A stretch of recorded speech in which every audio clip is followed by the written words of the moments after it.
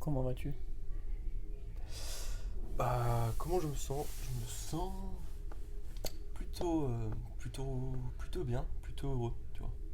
Je me sens très excité à l'idée de partager ce moment avec toi. Beaucoup de gratitude.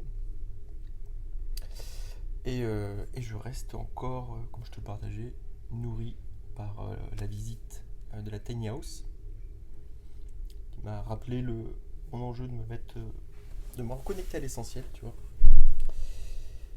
Et puis j'ai partagé aussi une conférence sur la coopération, hyper inspirant. Voilà comment je vais. Qu'est-ce que t'as appris là-dedans? Sur la conférence. Ouais, et, avec la Tiny House. Ce que j'ai appris avec la Tiny House, euh, c'est que c'est une personne qui. Ça fait 3 ans qu'elle vit en Tiny House. Et elle, dans son métier, elle est animatrice de la fresque du climat. Tu vois. Ok. Donc elle prône des enjeux sur l'environnement. Ce qui, là où ça m'a profondément touché, c'est qu'elle incarne au quotidien les valeurs et sa vocation qu'elle porte professionnellement. Hmm.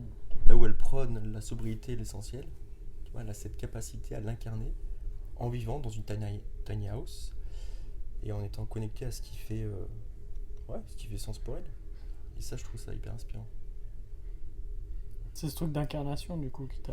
Ouais, ouais, c'est de mesurer. Elle est dans un processus de transformation. Tu vois, elle avait une certaine identité passée, puis là, elle tend vers quelque chose de plus aligné avec elle-même. Et c'est cette démarche de se questionner comment je peux incarner dans chaque moment de ma vie, tu vois, dans chaque relation aussi, mes valeurs profondes. Est-ce que Ouais. c'est pas se prendre la tête aussi? À se demander Oh. comment on peut plus s'incarner à chaque fois? Et éviter, tu vois, de se laisser un peu vivre. Comment tu vois les choses, toi? Bah, je te dis ça parce que hier j'étais avec ma chérie. Elle m'a Ok, mis des PLS. ok. Parce qu'elle me dit, tu vois, c'est bien dans tout ce que t'aimes, mais pourquoi tu te laisses pas vivre en fait, tu vois? Hmm. Ben, Pourquoi t'es toujours dans ce truc de te dire ah, il faut que j'aille ça, il faut que je fasse ça, tu vois? Et à chaque fois qu'on parle, elle me met des PLS, donc ouais, c'est trop marrant. se laisser vivre, ouais, ça dépend. Qu'est-ce que toi t'appelles se laisser vivre? Bah, genre de faire ce que t'as envie, tu vois. De faire des choses, par exemple, normales, Hmm. comme boire une bière ou un truc comme ça, tu Ok. vois. Simple question. Je pense que le curseur, il est, en tout cas là où moi ça me touche, c'est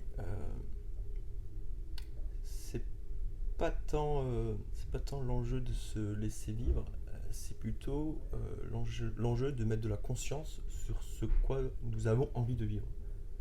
C'est pas d'être dans le contrôle de ce qui va arriver, mais par contre, quel type de processus j'ai envie de vivre.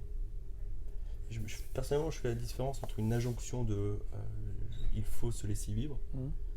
versus j'ai envie de me laisser porter par ce qui nourrit profondément. Ça me parle à ce niveau-là. Certains vont préférer boire des bières, Mhm. et d'autres, par exemple comme elle, vont préférer prendre son vélo pendant 40 minutes pour aller à une conférence et revenir pédaler pendant 1 heure.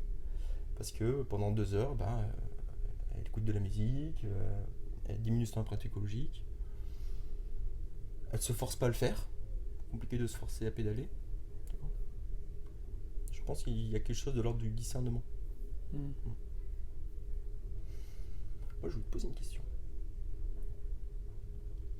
J'ai vu dans une de tes stories que tu travaillais sur les masques sociaux. Est-ce que tu peux m'en parler? C'est quoi que tu veux savoir? Ce que je voudrais savoir, c'est que c'est que. Je te dis comment je ressens les choses. C'est que j'observe que dans beaucoup d'enjeux de transformation, la parole des hommes gagnerait à être exprimée. Quand tu dis homme, c'est homme-femme ou Homme du sexe masculin. Ok. Sans mettre d'injonction de différenciation entre l'homme et la femme. Mais je trouve que le travail... j'ai assisté à des séminaires sur la communication non violente. Sur 120 participants, nous étions une douzaine de garçons. Et l'enjeu de la CNV étant d'apprendre... l'un de ces enjeux étant d'apprendre à se connecter à ses sentiments, à ses besoins. Et au plus j'avance, moi, dans ce cheminement, d'être authentique avec moi-même, au plus je me renseigne, au plus je m'aperçois que la parole, la parole et le partage d'expérience des hommes existe, mais gagnerait à être davantage partagé. Donc moi, ce qui m'intéresse, c'est quand toi qui es en train de travailler sur les masques sociaux, qu'est-ce que toi t'as appris de toi, tu vois?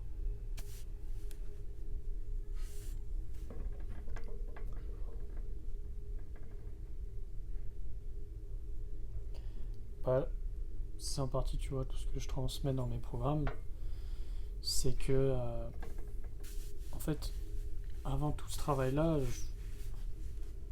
c'est un peu, tu réagis dans tous les sens, tu vois. T'es vraiment en réaction par rapport à tout, il y a tout qui te blesse, il y a tout qui te fait mal,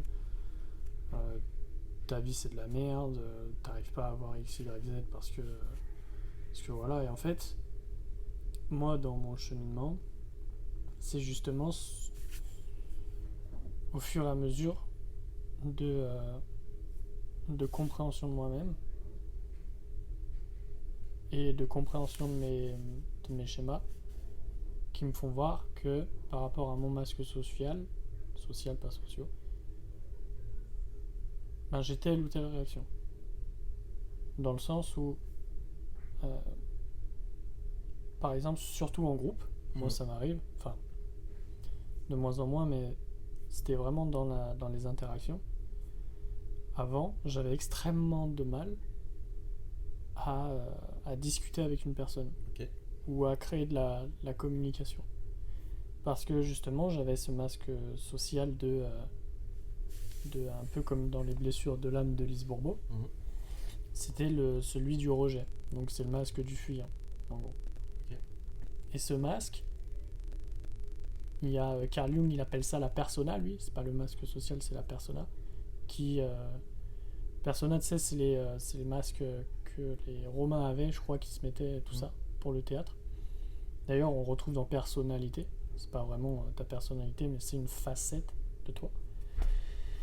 Et c'est pour ça que tu peux être qui tu as envie d'être, en fait, tu vois. Ok. Et par rapport à ce masque-là, moi, perso, arrivé à un moment, ça convenait plus. Parce que j'avais envie de créer du lien, j'avais envie de créer des connexions, en fait. J'avais envie de plus de choses, et je savais que ça passait par tout ce qui est relation. Okay. Parce que tout seul, tu fais rien. Clairement, pendant peut-être 3-5 ans, j'étais tout seul, je suis pas allé plus loin qu'aujourd'hui. Ok, donc tu étais dans cette envie d'aller dans la relation, dans le collectif. Ouais. Et là, tu observes quelque chose qui est de l'ordre du masque social, c'est ça? Ouais. Ok. Et en gros, pour bien capter, le masque social, c'est ce qui t'empêche, entre guillemets, d'être vraiment toi-même. Parce que le vraiment toi-même, il va s'en foutre, tu vois, il va vouloir connecter, s'il a envie de jouer, il a envie de courir, il a envie de faire ce qu'il veut, il va le faire. Mais ce qui t'empêche de faire ça, c'est derrière la peur du jugement. Et c'est de dire, ok, j'ai par exemple la peur d'être jugé. Pourquoi j'ai peur d'être jugé? Parce qu'en partie, j'ai peur d'être rejeté. Et donc, tu vas venir adapter une certaine personnalité, et dans l'adaptation de cette personnalité-là, tu viens te mettre un masque. Est-ce que c'est pas finalement mettre un masque une façon d'alimenter indirectement la propre peur qui est derrière? Ouais, c'est ça. Et C'est pour cet ça que endroit-là. les gens ils sont dans des schémas répétitifs. Ouais, c'est pour ça que ça se répète. Ouais. Parce que les actions qu'ils mettent, ils sont en. Les actions qu'ils vont mettre en place sont dans l'alimentation de ce qui les limite. Mm. Donc, ce qui va se passer, ça va être que ils vont mettre des actions. Par exemple, si on prend la matrice du rejet, c'est la personne, elle veut pas aller vers les autres parce qu'elle a peur d'être jugée, elle a peur de te faire rejeter, donc elle va faire quoi? Elle va s'isoler. En s'isolant, elle va pas connecter, elle va se rejeter elle-même. Et elle va avoir un discours en mode ouais mais je comprends pas, les gens j'ai l'impression qu'ils me rejettent et tout. Alors que non en fait, c'est toi tu te rejettes du groupe. Je te partage, pour bien te suivre, je te partage un exemple que j'ai vu hier soir à koh. Je te jure, c'est énorme. C'est à koh, ils arrivent dans un collectif, ils ont chacun donc des comportements, des stratégies, des intentions.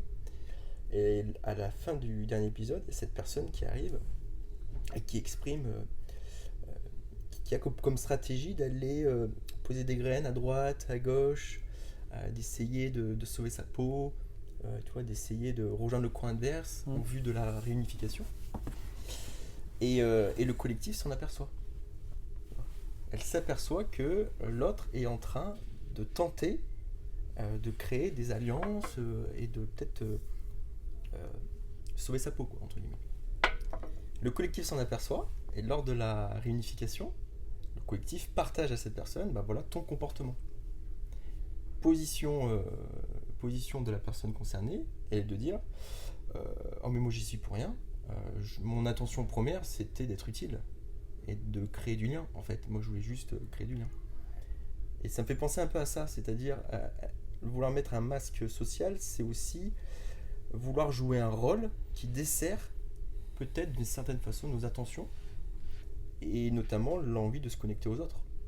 Dans la stratégie de se connecter aux autres, on va jouer un rôle qui au final n'aide aucunement à ce qu'on a profondément envie de vivre, tu vois. Clairement. Ouais. Ça dessert à 2000% ce que tu veux au fond. Ouais, c'est ça. Et forcément, ça va venir, si tu veux, dans le... Après, il y a des trucs, des questions qui vont se poser, c'est je comprends pas, je fais ça, je veux sortir de ça, mais j'ai ça, tu vois. Pourquoi j'arrive pas à sortir? Parce qu'en fait, les actions viennent alimenter, si tu veux, le truc.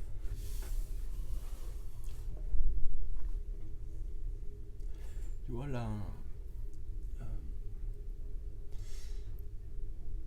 Qu'est-ce que tu observes comme action utile pour sortir de ces masques sociaux, en tout cas pour les voir, pour les comprendre? Qu'est-ce qui est peut-être précieux de faire en premier, je dirais? Déjà, le truc, c'est pas s'identifier à ça. Si tu t'identifies au masque social, tu t'identifies à un truc qui ne te représente pas. Et une fois que tu stoppes cette identification-là, tu fais en fait l'opposé. Après, tu as tout un discours interne et tout ça que je vais développer dans le programme que je suis en train de faire là. Mais tu as vraiment ce truc, moi c'est comme ça que je l'ai mis en place, c'est de faire vraiment l'opposé. Parce que si c'est ce que tu fais qui te conduit à ce que tu es, mais c'est pas ce que tu veux, t'as juste à faire l'opposé qui te conduira à... Donc c'est faire l'opposé, c'est ce que ça veut dire que le masque social est un comportement en soi. Et donc c'est l'enjeu de ne pas s'identifier à un comportement. Par exemple, s'il y a un besoin de reconnaissance à nourrir, et que le masque social, c'est, entre parenthèses, faire le con en public, pour être reconnu, c'est la stratégie qui n'est pas bonne. Mais je ne dois pas m'associer à cette identité de clown. À l'inverse, le fait de le percevoir, je peux peut-être nourrir mon besoin différemment, non pas en mettant un masque particulier, mais en mettant une autre stratégie. En tout cas, pas celle de faire le clown. Bah, c'est comme, Tu vois. par exemple, Dwayne Johnson, tu Ouais. vois qui c'est? Ouais, très bien. C'est un acteur. Il a fait je sais pas combien de films. Mm. Imagine-toi que chaque film qu'il a fait, c'est un personnage qu'il a joué. Mm. Donc t'as Jumanji, t'as dans Fast and Furious. Fast and Furious, etc. Il a même fait du catch aussi. Et en fait, chaque film, c'est un masque social. À tout moment, il peut redevenir ce masque social. Ouais. Et c'est pas pour autant que ce masque social-là le définit. C'est pas on va le voir, on lui dit toi t'es Jumanji, tu vois. Je sais pas comment il s'appelle le gars. Mais c'est vraiment d'utiliser les masques, mais pas de pas s'identifier à ça. C'est presque de l'ordre de les utiliser en conscience. Ouais. Tu vois, c'est comme s'il y avait peut-être une erreur d'interprétation. Ce serait pour Dwayne Johnson. On parle de lui, mais on n'est pas lui. Mais peut-être qu'on représente la situation. Ça serait de dire Dwayne Johnson est Jumanji, et sans Jumanji, il n'existe pas. Ça serait de l'ordre de l'erreur, finalement. Enfin, ça serait de l'ordre de je m'identifie à ce que je fais et à ce masque, clairement. Ouais, c'est ça. Et beaucoup, en fait, sont dans ce truc-là. Ouais. Et c'est pour ça que, en fait, c'est comme si t'avais. En fait, quand tu t'identifies à ton masque social, c'est comme si t'as la tête dans le guidon, tu vois. Genre, tu vois rien, t'es un bourrin, tu fonces droit dans le truc. Et justement, le truc, c'est de prendre de la hauteur vis-à-vis de ça. C'est de dire, ok, attends, là, tout ce que je fais, est-ce que c'est vraiment moi? Est-ce que ça me définit? Ouais, c'est ça. Parce que la plus grande erreur, c'est de penser qu'on est ce que l'on est. Ou de penser que l'on est les comportements qu'on fait. Tu vois, demain, moi, je peux très bien mettre un masque, justement, de connexion, de clown, de tout ça, tu vois. Parce que je le veux. Parce que ça va me servir à ce moment-là, mais après, je l'enlève.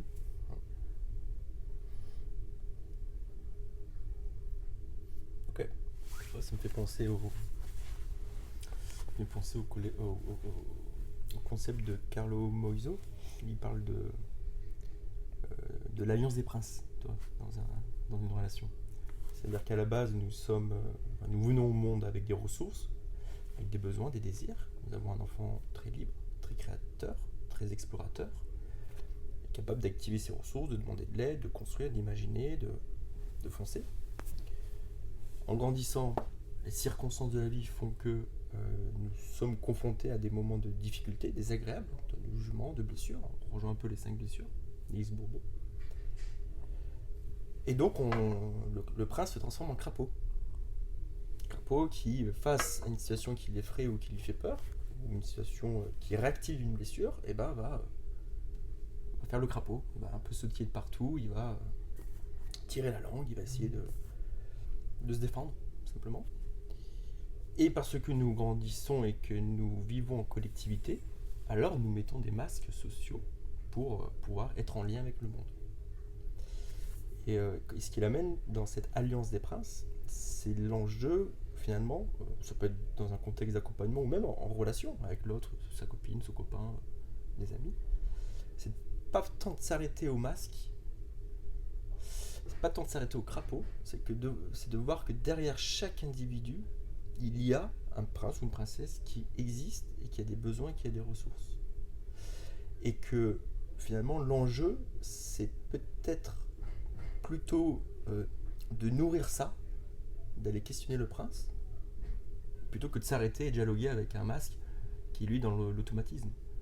Donc concrètement, par exemple, c'est de l'ordre du quand tu vis ça, comment tu te sens?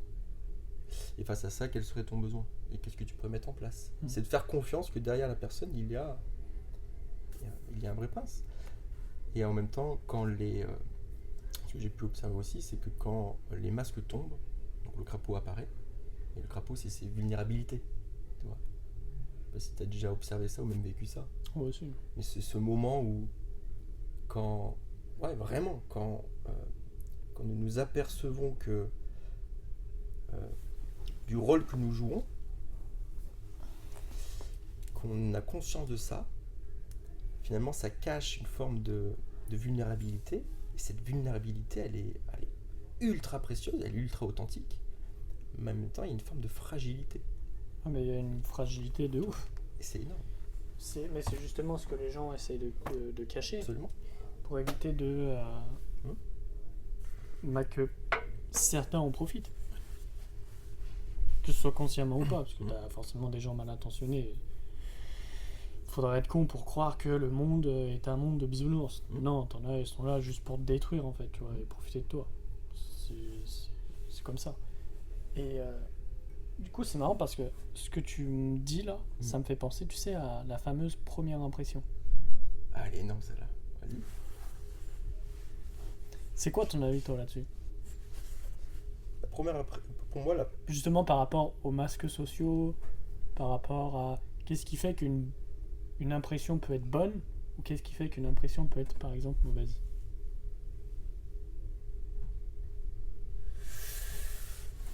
toi, spontanément, je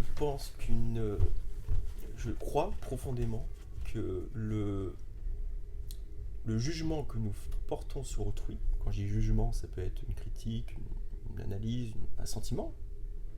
La question quelle est l'impression, c'est un jugement derrière. Comment je pressens l'autre, comment je me sens avec l'autre. Ce n'est autre que le fruit de nos propres masques sociaux, de notre propre blessure, de notre propre pardon, tu vois.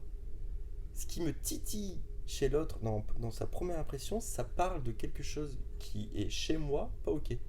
Donc soit je vais être dans une démarche j'ai un certain discernement de curiosité et je vais aller à la rencontre de ça, ou soit ça va réveiller quelque chose en moi que je veux absolument cacher et je vais fuir.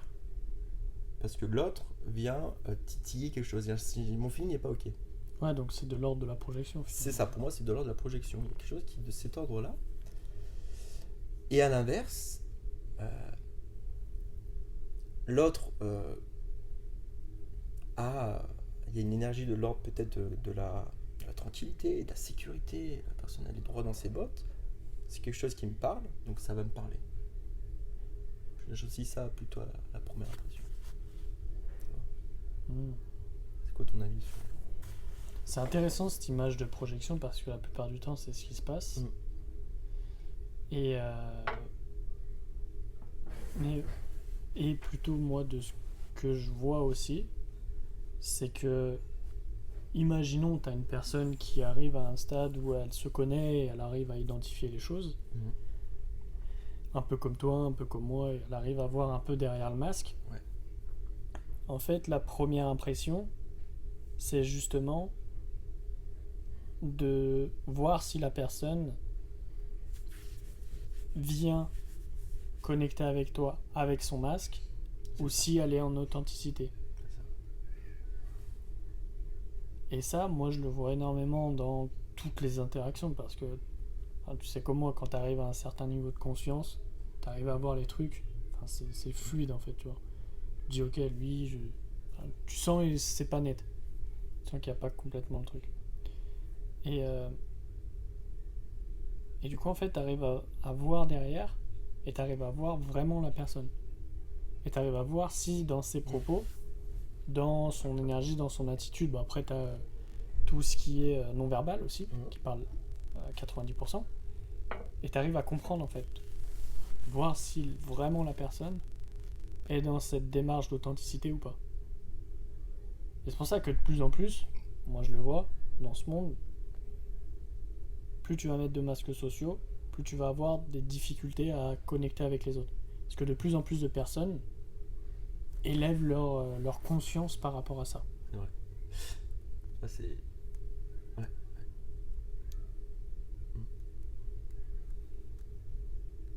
Et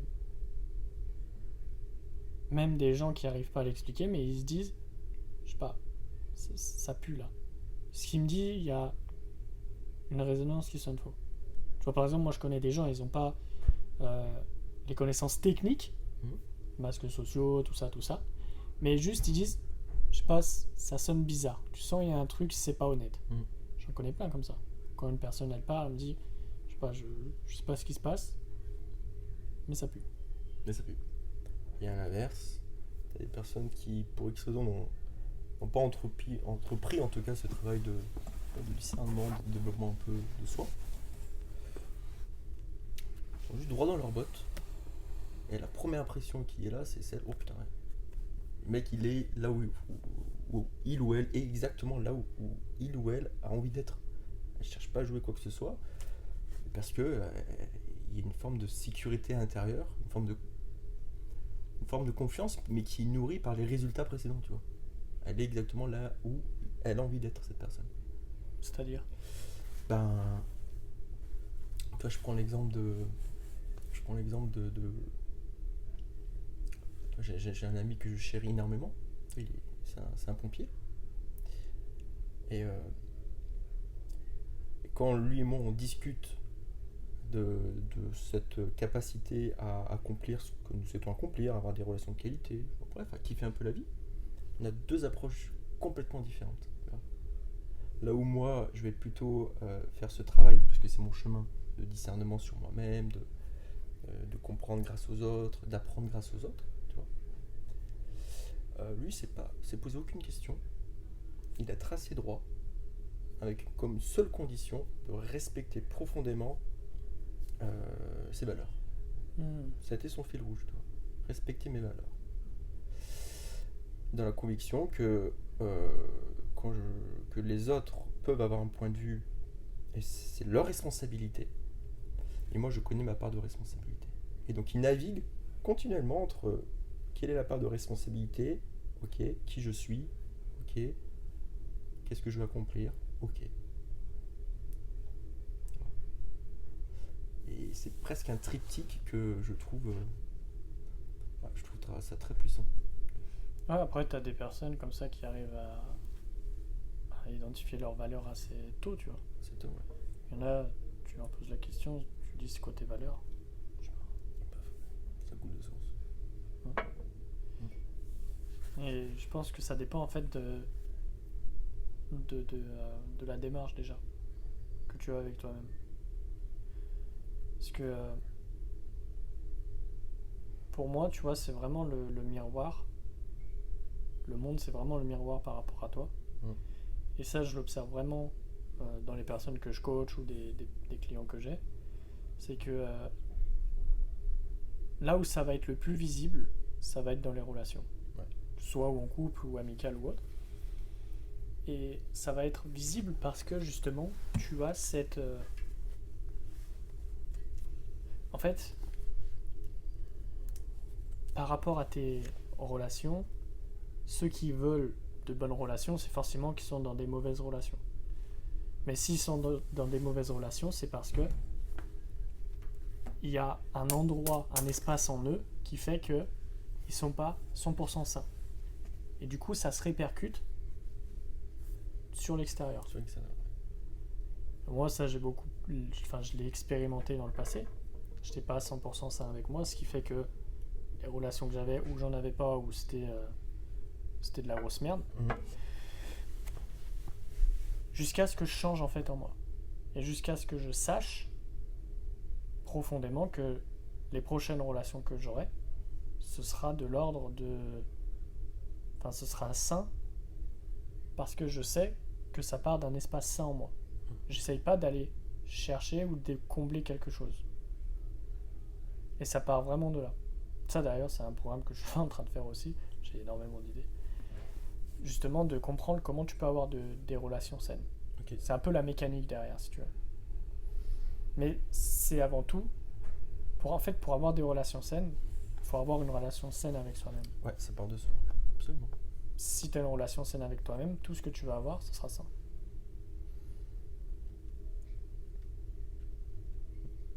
Je sais pas quel est ton avis là-dessus.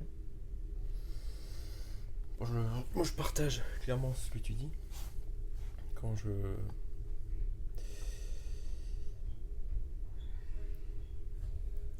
j'observe les sujets sur lesquels j'interviens, que ce soit de l'individuel ou du collectif, la problématique, elle est presque tout le temps sur le lien qu'il y a entre la personne et les autres.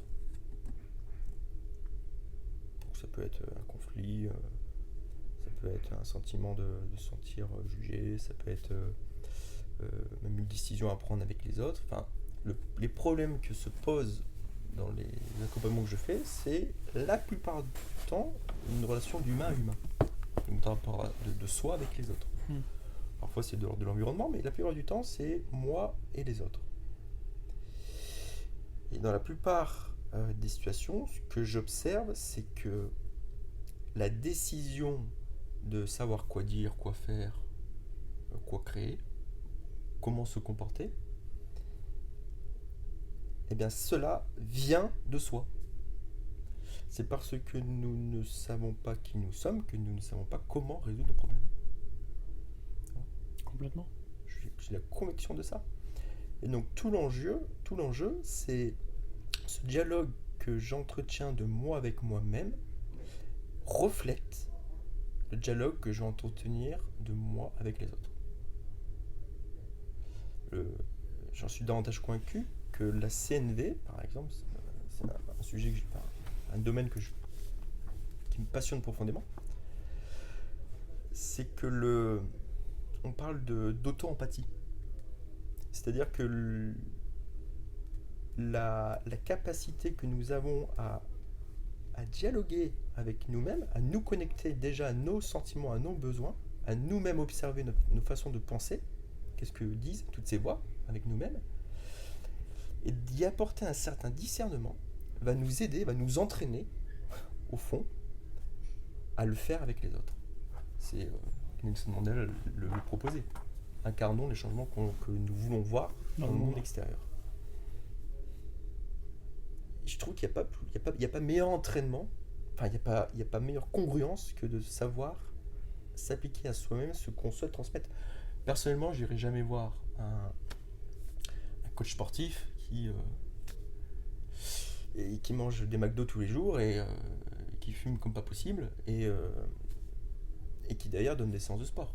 Ça veut dire que l'intention qu'il met et les finalités qu'il met dedans sont peut-être pas alignées avec la façon dont il se comporte. Donc je crois que cet enjeu de rapport à soi-même est fondamental, vraiment. Ouais, je suis d'accord avec toi sur la congruence.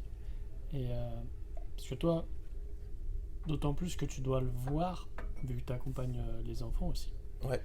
D'autant plus que tu dois le voir entre la relation parent-enfant. Ah, clairement. Ah ouais, elle est très visible. Elle est très visible parce que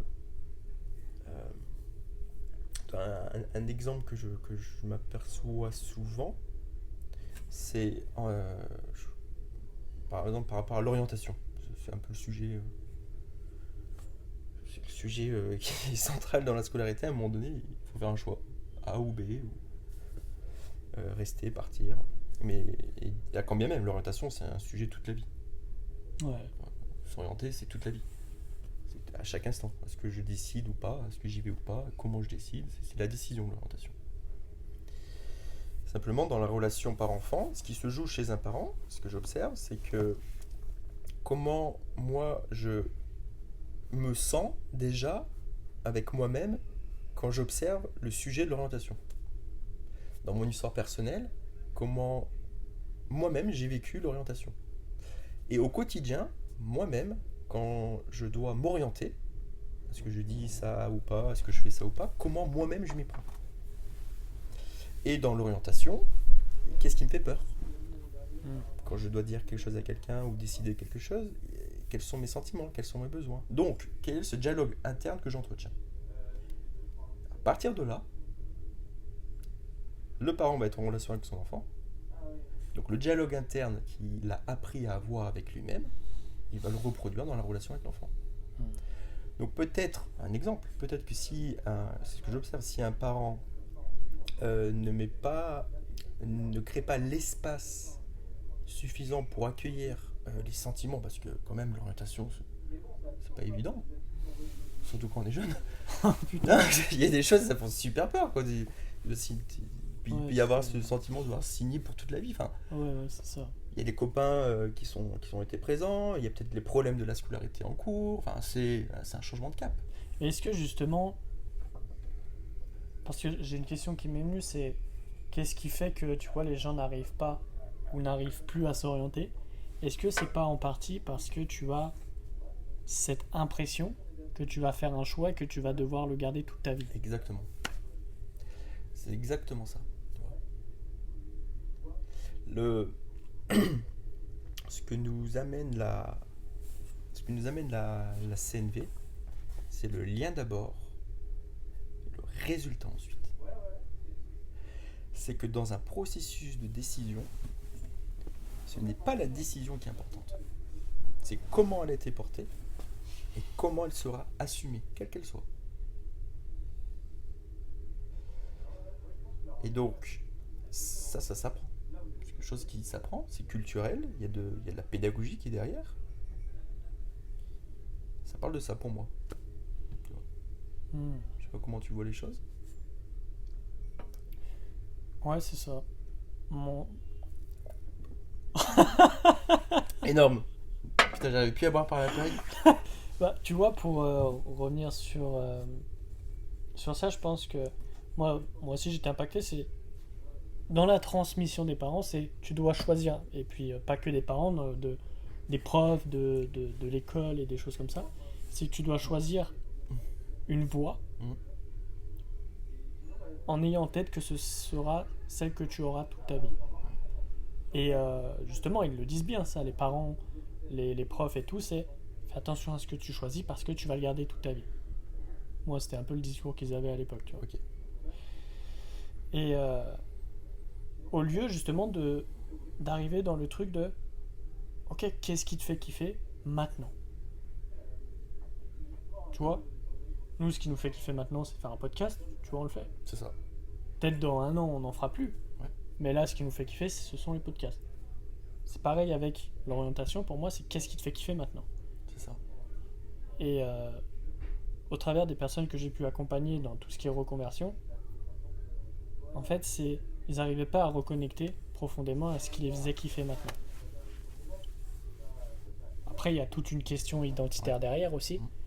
La plupart que j'accompagnais, ils avaient entre 30 et 50 piges. Et justement, ils se demandaient, ok, qu'est-ce que je vais faire maintenant de ma vie? Et du coup, en fait, c'est parce que la plupart aussi dévouaient une grande partie de leur vie aux autres et s'oubliaient eux-mêmes. Ce qui fait que quand tu t'oublies toi, tu sais pas qui tu es, tu sais pas ce que tu veux, tu sais pas quels sont tes désirs, tes besoins, etc. Donc déjà, je l'ai réorienté là-dessus. Et ensuite, c'est ok, mais maintenant, en fait, qu'est-ce que tu as envie de faire? Qu'est-ce qui te fait kiffer? Ok, bah c'est ça. Bah fais ça. Ouais, ce rapport au plaisir, à la joie.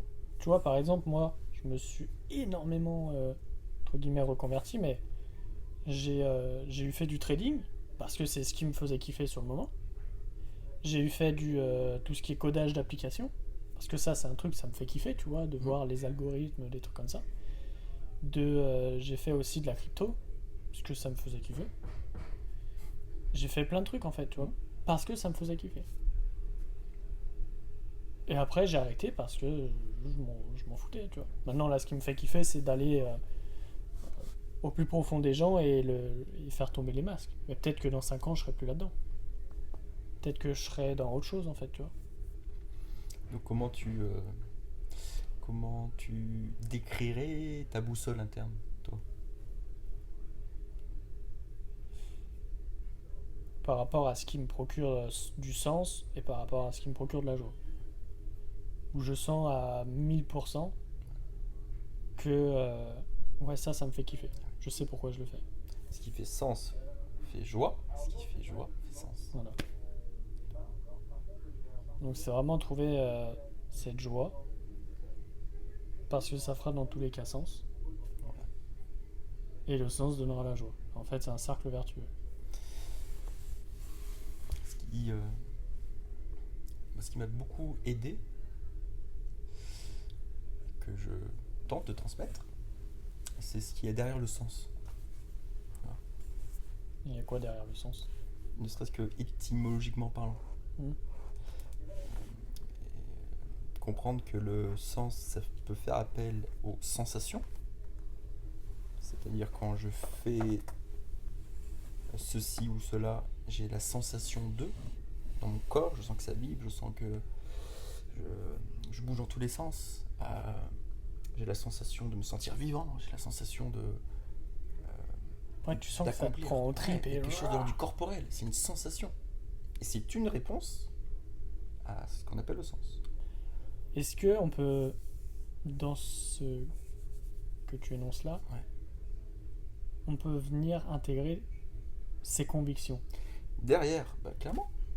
Clairement, parce que derrière, il y a les sensations, il y a les sentiments.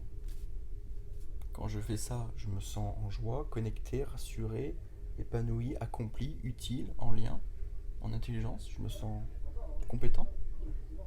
Ah, donc ça parle plutôt de l'ordre du sentiment. Les convictions, elles sont de l'ordre, je les rattacherai plutôt au sentiment justement, les convictions à l'instant présent. Quand je réalise ça, je me sens compétent, donc j'ai la conviction que ceci renforce ma compétence et que j'ai envie d'aller dans cette direction. Mais elles sont aussi portées vers l'extérieur, et je l'associe plutôt à l'élément de direction. Pour moi, il y a l'enjeu de la sensation, il y a l'enjeu des sentiments, et puis il y a l'enjeu de la direction. Dans quel sens j'ai envie d'aller. Et ça peut être de l'ordre de l'objectif, ça peut être de l'ordre de la conviction, de la vocation, absolument. Et est-ce que justement dans cette question d'orientation, ce serait pas de connecter à ses convictions profondes, de savoir qu'est-ce qui est ce pourquoi on est vraiment convaincu, qui va nous aider justement à se diriger? Je suis hyper curieux d'avoir ton ressenti sur le sujet, ton avis. Et en tout cas, le mien, ce que je porte personnellement, c'est que ça dépend de tellement de choses. C'est que de demander à un jeune de 12 ans, de 18 ans, de se connecter à ses convictions, dans le contexte où il est, n'est pas la même chose que de demander à quelqu'un qui a 40 ans. Ouais, forcément. Les enjeux, c'est pas les mêmes. La maturité n'est pas la même. Il y a quelque chose de l'ordre des circonstances qui font que c'est pas si évident que ça de le faire à un moment donné. En même temps, je crois que la seule façon de rencontrer et de connaître ses convictions, c'est d'explorer. C'est d'explorer ce qui nous nourrit, notre élan de vie, ce qui fait sens pour nous. Si pour un jeune, il se sent à sa place dans l'art, et qu'il va aller explorer ce qu'est l'art, tant en termes de métier, que d'environnement, que d'écosystème, même aller rencontrer des artistes ou visiter des musées, et ben il va rencontrer des hommes et des femmes qui eux-mêmes ont des convictions. Et je crois que l'une des meilleures façons de rencontrer ces convictions, c'est d'explorer ce qui nous porte, ce qui nous touche, ce qui nous met en colère, ce qui nous rend heureux. Ouais. Mais oui, c'est important de trouver le moyen de se connecter à ces convictions. Ouais, je te rejoins sur ce point, c'est justement que y a des glouglous. Je sais pas si on va les entendre. Bref, c'est vraiment de l'ordre de l'expérimentation avant tout. Ouais. Pour moi, tu peux pas avoir des convictions, tu peux pas avoir un pourquoi profond si avant t'as pas expérimenté. Et c'est l'erreur que j'ai eu fait dans les dernières années, c'est que je voulais vraiment trouver ce pourquoi je voulais me lever tous les matins. Mais j'avais un manque d'expérimentation qui était flagrant en fait. Ok. Et je pense que plus tu es dans l'expérimentation de choses, c'est pour ça justement, quand tu sais pas quoi faire, juste tu te poses la question qu'est-ce qui me fait kiffer maintenant et tu le fais. Et ensuite, tu as la réponse de est-ce que tu continueras à faire ça toute ta vie ou pas. Et merde, j'ai perdu le fil. Et justement, avec ces expérimentations-là, ça va venir connecter de plus en plus. Et de plus en plus, tu auras de data pour savoir véritablement où est-ce que tu veux aller. C'est ça. Donc ce que tu dis, c'est au plus tu expérimentes, au plus tu as des data, des signaux qui te donnent l'information, oui ou non. au plus tu expérimentes, au plus tes convictions sont profondes. Ok. Dans la vision que j'ai là. Et je pense fondamentalement que si tu sais pas vraiment quoi faire, juste expérimente énormément de choses, où tu fais vraiment ce qui te fait kiffer au moment où ça te fait kiffer, et au bout d'un an, en fait, tu auras énormément de data. Et ces datas-là vont te donner une certaine conviction par rapport à des choses. Oui. Et vu que tu auras expérimenté, ce sera dans le concret, ce sera pas seulement dans l'intellect, bah, tu pourras créer des convictions profondes. C'est toi, quand tu partages ça, là où ça me touche, c'est je trouve qu'il y a un énorme paradoxe dans la conviction. C'est à la fois quelque chose qui guide profondément, et à la fois, je crois qu'une conviction doit être remise en question en continu. Parce que personnellement, et je l'observe aussi dans les accompagnements, c'est que si moi-même j'étais resté dans la conviction que je ne pouvais pas exprimer mes sentiments et que je devais mettre des masques toute ma vie, si je serais parti de cette conviction que être en lien avec le monde extérieur, c'est, je sais pas moi, c'est faire le clown. Si j'aurais gardé cette conviction, je n'aurais pas pu en développer de nouvelles. Je ne serais pas venu la confronter. Et ce que je tends à mettre en place aujourd'hui, c'est d'identifier mes convictions, mais surtout de me dire, à tout moment, je peux les remettre en question si j'estime quelque chose de plus juste, plus d'aligné pour moi et pour les autres. Parce que je crois que le savoir et l'apprentissage s'arrêtent précisément lorsque les convictions sont arrêtées. Ouais. Tu vois. C'est pour ça aussi que je parlais de convictions profondes. Ouais. Parce que souvent, tu vas avoir des convictions et d'expérimenter aussi. Parce que souvent, tu vas avoir des convictions qui vont être de l'ordre un peu comme les masques sociaux. Ça va vraiment être des convictions de surface. Ouais. Et en fait, tu vas, comme moi, avant, je pensais que ça allait être ça, et toute ma vie, j'allais faire ça. Non, en fait. Parce que j'avais pas déjà assez de data et c'était juste là pour combler un manque. Et je pense que les convictions sont vraiment profondes quand ça comble plus un manque intérieur. Tu veux dire que pour bien comprendre, si je retourne la chaussette, si c'est pas pour combler un manque intérieur, c'est pour soutenir quelque chose, pour soutenir un mouvement. Ça vient porter plutôt que de combler un vide. Ouais. La différence, c'est que quand ça vient combler, c'est de l'intérieur à l'extérieur. Ouais. Non, l'inverse. L'extérieur à l'intérieur. Ouais. Et donc, du coup, ça vient, boum. Alors que justement, conviction profonde, quand tu parles de soutenir, ça vient ouvrir. Ouverture, expansion, plutôt que fermeture. Ouais. Et comme à l'image d'un œuf, si tu prends un œuf et que tu mets une pression de l'extérieur à l'intérieur, c'est la mort. Et s'il y a une pression de l'intérieur à l'extérieur, c'est la vie. C'est la vie. C'est une très belle analogie de la vie, absolument. 100%. Est-ce qu'il y a une... Je suis hyper curieux. Est-ce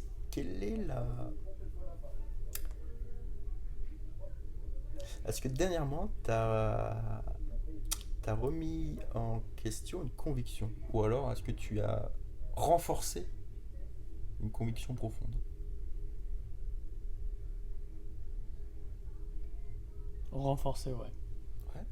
Tu es ok de la partager? Alors, par rapport à mon immersion, c'était après. Ok. Et en fait, j'étais dans ce travail de l'ombre et tout ça, mais j'étais pas dans l'incarnation et j'assumais pas pleinement le truc. Et après l'immersion, c'est là où justement je me suis dit, putain, faut vraiment que j'y aille à 2000% là-dedans et que je fonce dedans. Parce que c'est ma conviction aujourd'hui. Et je l'ai vu par rapport aux différents masques qui tombent, par rapport à ce que les gens, à l'image de ce que les gens reflètent, qui ne sont pas vraiment la leur, mais qui sont juste l'image du masque en fait. Et je me dis, une fois ça, et une fois que tu vois les gens qui pleurent, et pas qui pleurent de tristesse, qui pleurent justement de se retrouver avec eux-mêmes, ça te procure un putain de frisson, mon gars, que je te jure, t'es là, t'es en mode, je vais faire ça à tout le monde entier, en fait. Et c'est justement de cet ordre-là où j'étais vraiment encore plus renforcé dans cette conviction. Que c'est là où toi tu as envie d'être. Ouais. Dans le but d'être au service du monde. Et que c'est quelque chose qui te nourrit profondément à l'intérieur. Ouais, c'est ça. Et d'autant plus que parce qu'on pense que les immersions, tu vois, quand t'es organisateur, tu travailles pas sur toi. Tu travailles tout autant, voire peut-être même plus des fois, tu vois. Et vraiment, quand je suis ressorti de ça, c'était un... Comme si, en fait, t'avais une clarté. Tu vois, comme quand tu conduis sur l'autoroute, des fois, il y a du brouillard. Tu conduis, tu vois rien, le brouillard, il est épais de ouf. T'es à 90, 110, et encore, tu vois, tu ralentis parce que t'hésites. Et quand il fait grand soleil et tout, ah, tu vas à fond, tu vois, tu roules à 150 et tout. C'est un peu la même chose. C'est que j'ai passé un tunnel, et puis de l'autre côté du tunnel, en fait, il y avait beau temps, et du coup, bah, tu pouvais rouler à 150 facile.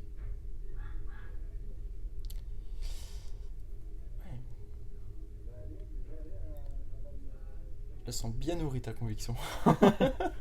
Ah, complet, ouais. Je te sens particulièrement. Mais comme tu dis, tu vois, c'est des choses que tu alimentes, en fait, Ouais. que tu nourris. Tu peux pas rester... Enfin, tu peux pas avoir une conviction et juste la mettre sur le placard en guise de trophée. C'est quelque chose qui se nourrit, en fait, chaque jour. Qui se nourrit avec ce que toi, tu penses, ce qui nourrit avec ce que tu vois sur les réseaux, ce qui se nourrit avec tout plein de trucs comme ça. Et c'est de par ça, justement, que de plus en plus, en fait, elle prend place dans ta vie et en toi. Et c'est quand elle commence à prendre énormément de place, en fait, plus tu la nourris, plus elle prend de la place, et plus elle prend de la place, plus tu as envie de la gueuler. Oui. Donc en fait, c'est un peu un cercle cercle vertueux. C'est un cercle vertueux. Dans le monde de l'entreprise, on appelle ça, quand je dis on, différentes approches qui regardent cet univers de la conviction. Dans le monde d'entreprise, il y a le terme de raison d'être. Tu vois. Il y a aussi l'ikigai, qui est assez populaire. Il y a Ken Wilber, lui, il amène ça avec... j'ai un doute si c'est Ken Wilber ou quelqu'un d'autre, mais il amène ça avec le concept du hérisson, c'est-à-dire être profondément à l'endroit où on sait faire les choses, mais on les fait simplement mais à fond. Tu vois, cette simplicité qui est extrêmement difficile à atteindre. On peut parler de conviction, on peut parler de raison de vivre. Finalement, c'est de l'ordre de la, comme tu le dis très bien, de l'ordre de la petite graine qui est plantée et avec l'enjeu de venir nourrir cette graine par des expériences, par les rencontres avec les autres, par l'apprentissage de soi. Si on reste enfermé dans notre maison, dans notre boîte, dans notre petite chambre d'étudiant, dans la peur de sortir du monde extérieur, à quel moment on capte l'énergie, à quel moment on capte le soleil, à quel moment on capte ce qui permet d'alimenter ou pas. Donc, Ouais, et tu vois, il y a une chose que j'ai pu comprendre très dernièrement, parce que j'ai pris une mentor, et, dédicace à toi si tu regardes, et en fait, elle est venue en un coup de baguette exploser tout ce que je pensais savoir sur, déjà d'un point de vue business, mais aussi d'un point de vue de l'être. Dans le sens où... Merde, tu parlais de quoi déjà ? De la graine, de cette analogie, s'exposer, expérimenter. Putain, c'était sur quoi je voulais rebondir ? Raison d'être, je parlais de l'ikigai, d'hérisson.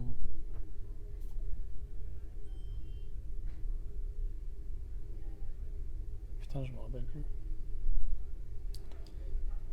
De l'ordre de se connecter à l'extérieur, capter le soleil. Bon, tant pis, ça reviendra. Ou pas. Beaucoup de poésie là-dedans. Ouais. Tu vois. Mais en gros, c'est de fondamentalement reconnecter profondément à soi. Ce qui fait que tu vas reconnecter naturellement à l'extérieur. Et quand je parlais des croyances qui ont sauté, c'est... Ah putain, c'est bon, ça vient de me revenir. C'est que, par exemple, dans le monde de l'entrepreneuriat ou du business, on te dit, faut que tu parles des problèmes. Parce que en gros, c'était par rapport à ce que tu disais. Je sens que ta conviction, elle est bien nourrie, tu vois. On dit, il faut que tu parles d'un problème, et ensuite, où tu vas créer du contenu sur tes problèmes, ou tout le temps, tu vas parler de ce problème. Mais il faut que tu sois niché. Et en fait, c'est que moi, avant, j'étais là-dedans, tu vois. Jusqu'à ce que je comprenne intérieurement que tu peux parler d'une chose que personne ne connaît, être convaincu à 2000%, et quand t'en parles, t'es tellement captivant que les gens veulent découvrir ça. Ouais. Mais personne ne le connaît. Et je pense que c'est aussi en partie pour ça que je suis à rentrer à 2000% dans ma conviction. C'est parce que je me dis, t'as pas besoin en fait de faire des contenus sur les problèmes, tu vois. Non. T'as juste besoin de parler de ta conviction, de quoi qu'est-ce que t'as envie de faire sortir de toi, tu vois. Et à partir de ce moment-là, une fois que tu fais sortir ça, et en fait tu le vois quand la personne est convaincue et qu'elle parle de ça, il y a une alchimie qui se crée, en fait. Il y a une énergie qu'il y a. Et en fait, t'es tellement captivé. Je pense que ça t'est déjà arrivé de parler à une personne ultra passionnée par quelque chose que tu connaissais pas spécialement et que tu dis j'ai envie d'essayer. Déjà toi, déjà. T'es passionné par ce que tu fais. Mais oui, parce que derrière, il y a une forme de profonde humilité que de parler de soi, de ce qui nous fait vivre, et pas de parler des autres et de leurs problèmes. Ouais. Et je m'étais fait la réflexion là, tout à l'heure, là, quand j'étais en train de repositionner un peu mon activité. J'avais écrit ce court texte où j'ai vraiment, mais c'est vraiment un sentiment, je ne suis pas un expert de l'économie ou quoi que ce soit, c'est vraiment un sentiment, c'est que notre génération, en tout cas cette période de notre société, on est au milieu de la fin d'un chapitre et de l'ouverture d'un nouveau. Le chapitre précédent, je l'assimile plutôt à une ère de résultats d'abord et de liens ensuite, ce marketing de créer des besoins plutôt que de nourrir des besoins explicites. On va imaginer des problèmes, on va imaginer le besoin et on va imaginer l'offre. Donc c'est un peu stratégie de consommation. Et donc d'être au service et uniquement de la performance. Et donc en termes d'identité d'entreprise, de personne, et donc être plutôt dans le faire que dans l'être. Et ce nouveau chapitre, où je vois un nombre incroyable d'entrepreneurs, de solopreneurs, d'intrapreneurs, de personnes qui créent leur... Intrapreneur. Intrapreneur, c'est quelqu'un qui entreprend dans l'entreprise, qui porte des initiatives, des projets, des programmes au sein même de son écosystème. Okay. Et c'est des personnes qui ont toutes et tous en commun une chose, elles ressentent quelque chose, elles observent une situation, elles en parlent autour d'elles, elles expriment des ressentis et elles vont nourrir les vrais enjeux et les vrais besoins. Elles sont au service de la collectivité, elles sont au service de l'écosystème. Ça vient d'elles, c'est quelque chose de l'ordre du rapport de soi à soi, ça les porte, ils se connectent aux autres, ils se connectent au monde. Et j'ai vraiment le sentiment qu'on est en train de basculer dans cette... Franchement, ça me rassure un petit peu, au vu de ce qui se passe dans le monde, dans cette forme d'authenticité, d'action. Tu vois. J'écoutais un podcast sur les femmes ambitieuses, je suis tombé là-dessus, c'est une médecine, c'est un médecin, on dit une médecine, non, une médecin, qui était convaincue qu'elle pouvait aider les personnes atteintes d'un cancer à retrouver une dynamique sportive. Son institution, pour X raisons, bloquait la création de ce programme-là. Elle s'est fait coacher, elle a trouvé des ressources, elle est rentrée dans un programme, et paf, chemin faisant, elle a créé ce programme, et maintenant c'est l'institution elle-même qui lui demande de mettre en place le programme. Mais parce que le rapport à soi est nourri, le rapport aux autres est nourri, le rapport au monde est nourri. Il n'y a pas d'enjeu d'ego, il n'y a pas d'enjeu de pouvoir. Et il y a un enjeu de puissance au service d'eux, mais pas un enjeu de puissance sur les autres. Et je ne sais pas comment toi tu perçois ça, en tout cas là où nous en sommes dans notre société, mais je vois vraiment ce changement de chapitre. Plutôt que la compétition, on est dans la coopération, avec un peu de compétition, parce que c'est important dans certains contextes. Plutôt que d'être dans le résultat, on est d'abord dans le lien, on est dans le résultat. Plutôt que la domination, on est dans le partage. Plutôt que dans la fermeture, cacher les choses sous le tapis, on est dans l'ouverture et exprimer les choses. Il y a vraiment cette transition qui s'opère. Ouais. Mais ça rejoint un peu tu parlais d'authenticité. ça rejoint un peu que de plus en plus, pour moi, de personnes enlèvent leurs masques sociaux, en fait. C'est pour ça qu'on arrive dans une authenticité. Donc, ça rejoint vraiment la psychologie profonde de, avant tout, faire un travail sur soi, pour qu'ensuite, tu vois, ça se répercute dans le monde. Et je sais pas, toi, quelle est ta vision vis-à-vis de ça. J'avais noté un truc. C'était par rapport, tu sais, aux différents conflits qu'il peut y avoir dans le monde et tout.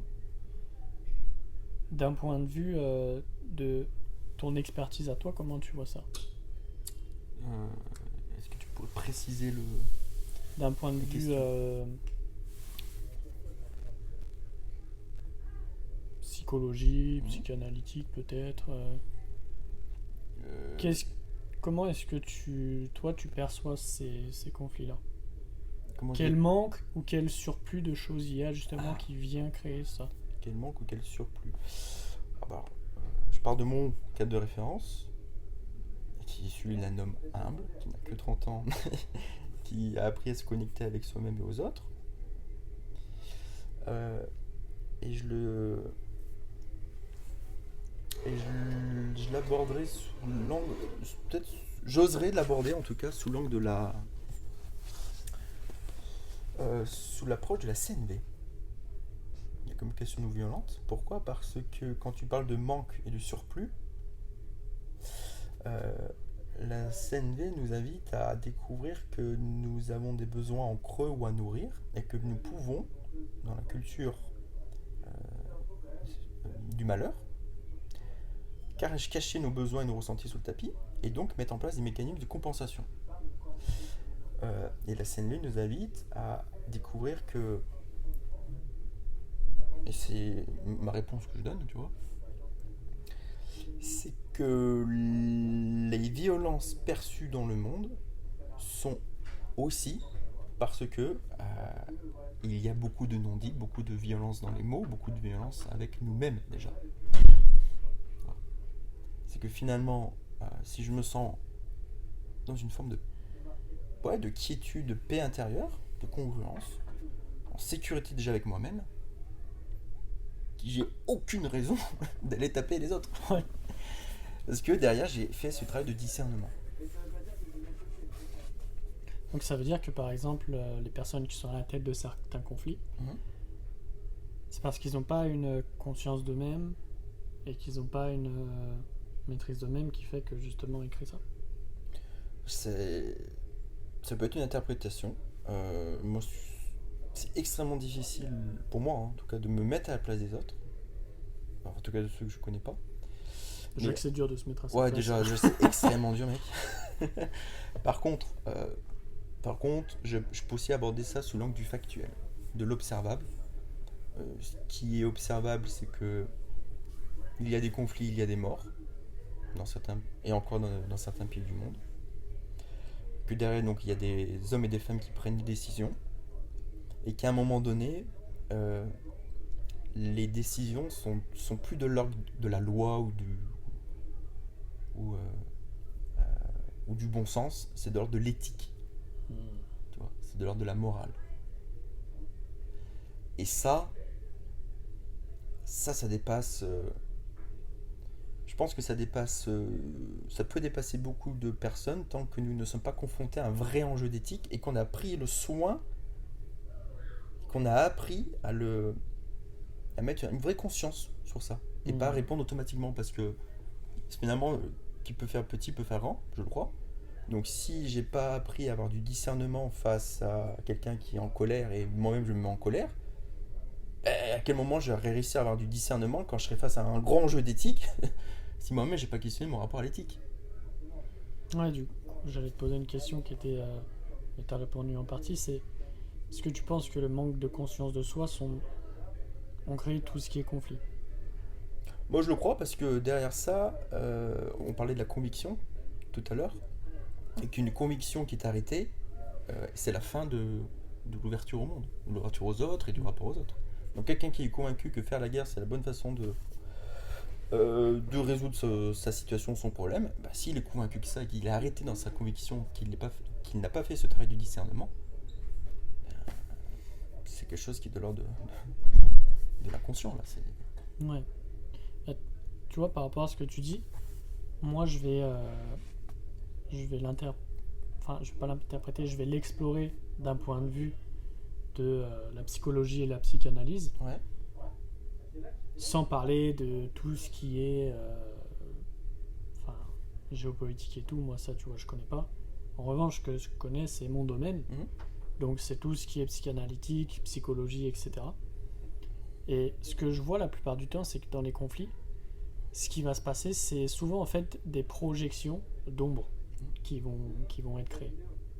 Et c'est ce qui fait que, au travers des différents en fait, conflits qu'ils vont avoir, c'est pas lui qui est mauvais, mais c'est la partie en moi que je refoule Exactement. et que je projette sur l'autre. Et ça, tu le vois énormément avec tout ce qui se passe en ce moment. Et je trouve que c'est vraiment intéressant d'aller se questionner en profondeur, sans parler de lui tue un tel, lui tue un tel. Oui, il tue, mais si on fait abstraction de ça, et si on prend du recul vis-à-vis de soi, ok, pourquoi je ressens une telle injustice en fait vis-à-vis de ça? Qu'est-ce que ça vient alimenter chez moi? Et de créer ce questionnement interne et d'avoir après ce discours intérieur C'est ça. avec soi qui permet justement d'arriver à ce point d'équanimité en fait. Parce que moi j'ai toujours une question qui me vient, c'est que par rapport à ce qui se passe, il y en a qui en ont strictement rien à foutre. Mais il y en a, tu peux leur dire, lui il a fait ça, il s'en bat les couilles. Mais t'as aussi d'autres personnes, tu leur dis ça, ils vont être à fond dans le truc, ouais c'est vraiment un gros bâtard, c'est un enculé et tout, il mérite de crever. Moi ce qui m'intéresse c'est pourquoi il y a une personne qui réagit en mode comme si c'était de l'eau, en fait je m'en fous, et l'autre qui est en mode éclair, tu vois. C'est ça qui m'intéresse. Et ce que j'ai pu comprendre, c'est qu'il y en a un, il réagit. En fait, il réagit pas plutôt. Il y a un manque de réaction. Parce que justement, ça n'active rien en lui, tu vois. Alors que l'autre, tu sens que ça active des choses, mais qu'il le sait pas.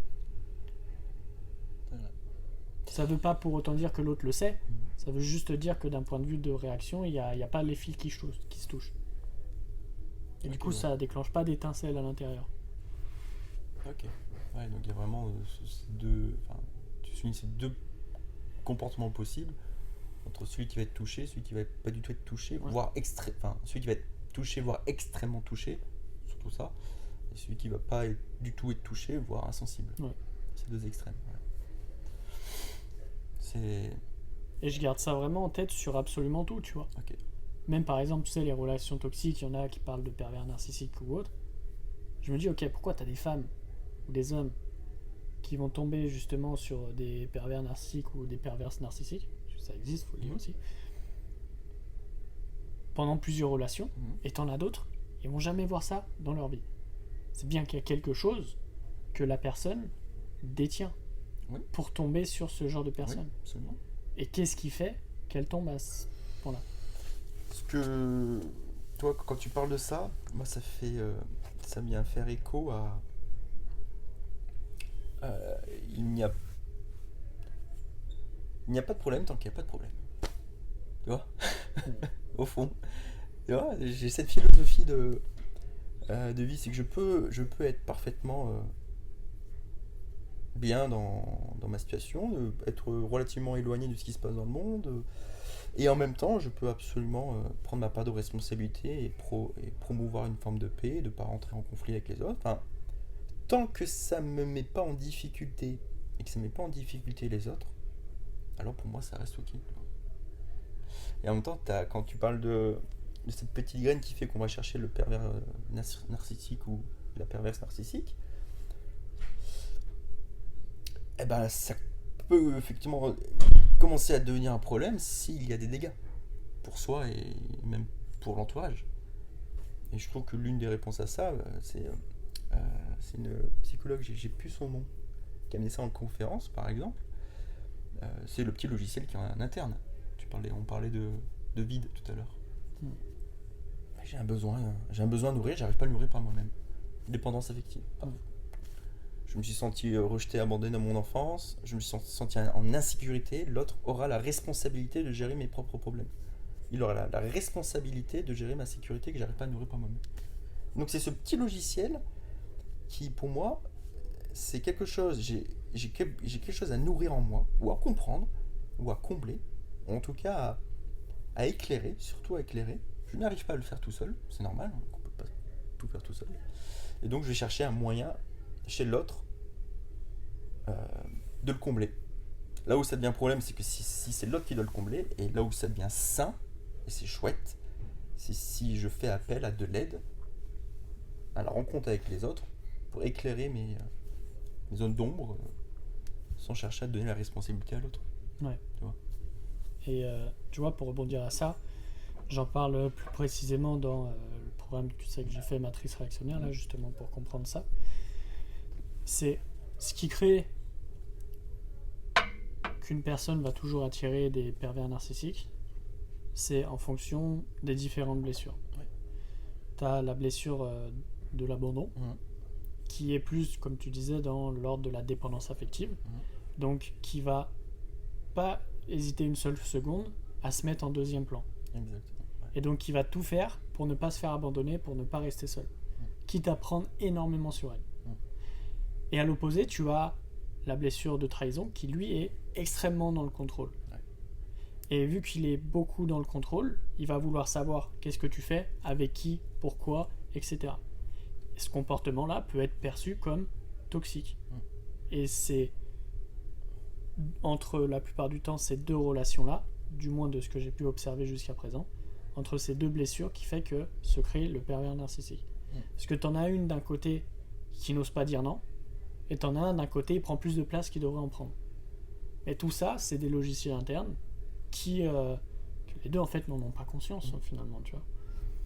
Et ces deux logiciels internes créent du dégât. Tu vois, je trouve ça profondément juste, et toi je m'aperçois dans le chemin que je mène, c'est que il doit exister peut-être 10, 15 cas de référence différents. L'analyse transactionnelle, on peut prendre les 5 blessures et voir les conséquences. On peut aussi prendre le train dramatique de Karman. Je me positionne de victime dans ton persécuteur, alléluia, j'entretiens un schéma, tu vois. L'analyse fonctionnelle, qui présente comment je me suis construit, pas comment je réagis. L'analyse transactionnelle, c'est dans l'instant, comment j'agis, comment je me comporte. Fonctionnel, comment je me suis construit. Paf, découvrir notre histoire. Il y a aussi, je suis pas très sensible pas encore proche de ça, tout ce qui est transgénérationnel, constellation, qui nous invite, tiens, il y a une petite graine qui a été mise dans ton histoire et tu es en train d'entretenir. Il y a la PNL, qui nous invite à découvrir nos croyances, à questionner peut-être un peu nos pensées. La CNV, il existe une richesse de cas de référence pour vraiment. T'as le MBTI, t'as la Comcolor, c'est ça. T'as tout ça. Sincèrement, celle ou celui qui veut, qui souhaite mettre du discernement dans ce qu'il fait, retrouve un peu de contrôle, non pas sur l'extérieur, mais dans ses choix, et dans juste l'envie de vivre une vie saine, sereine, tu vois, quelque chose d'agréable. Il existe des solutions. Ouais. Et peut-être que derrière la grande vigilance à avoir, pour moi, c'est peut-être l'un des mes... j'ai un peu d'amertume par rapport à ça. C'est qu'il y a ceux qui veulent vraiment œuvrer pour le bien commun. Je pense qu'on le fait, hein, toi et moi. On se professionnalise. Toi, t'as un mentor, une mentor. Moi, je suis en supervision, tu vois. Tu crées un vrai programme structuré. Les séminaires que tu crées, ils sont préparés, ils sont travaillés. Matrice réactionnelle, quand je vois le temps que tu passes dessus, c'est... Voilà. Il y a un vrai travail qualitatif. Tu as des sources. Il y a des choses que tu fais pas.